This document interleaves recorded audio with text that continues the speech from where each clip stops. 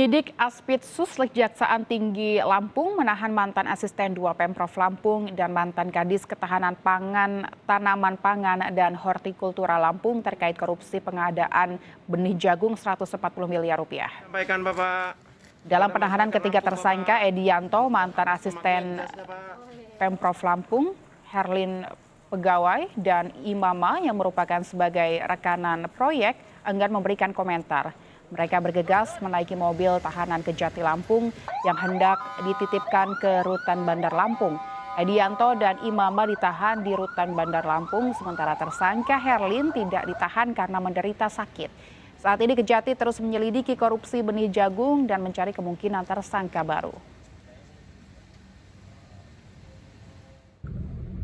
Tim penyidik telah melakukan penahanan terhadap ketiga orang tersangka. 2 orang tersangka dilakukan penahanan rutan, yaitu untuk tersangka ED dan IM selama 20 hari di rutan Wehui. Kemudian tersangka HR dilakukan penahanan kota. Assalamualaikum warahmatullahi wabarakatuh. Selamat sore Kak. Di sini saya akan menganalisis dari kasus tersebut. Menurut saya kasus tersebut masuk ke dalam prinsip wewenang dan tanggung jawab, karena di setiap perusahaan harus memilih pegawai yang bertanggung jawab agar tidak terjadi kasus korupsi dan kasus lainnya yang tidak diinginkan. Kasus tersebut masuk ke dalam fungsi teknis, yaitu adanya pengadaan berlebih yang dapat memberikan peluang bagi pegawai untuk melakukan tindakan korupsi karena berurusan dengan jumlah uang yang sangat besar. Ada 3 asas yang masuk ke dalam kasus tersebut.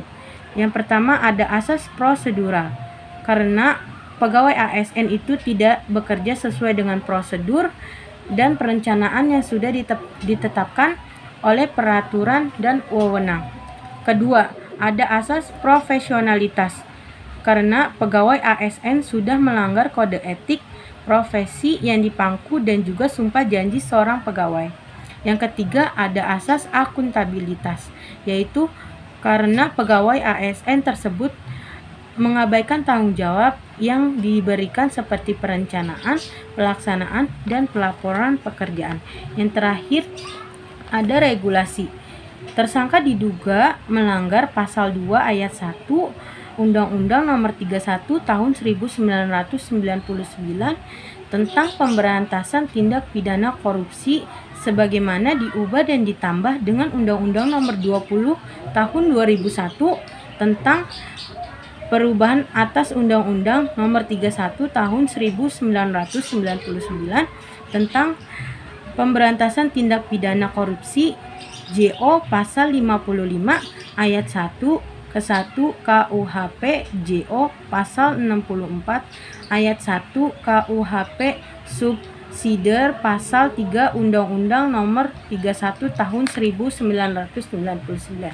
Terima kasih Kak.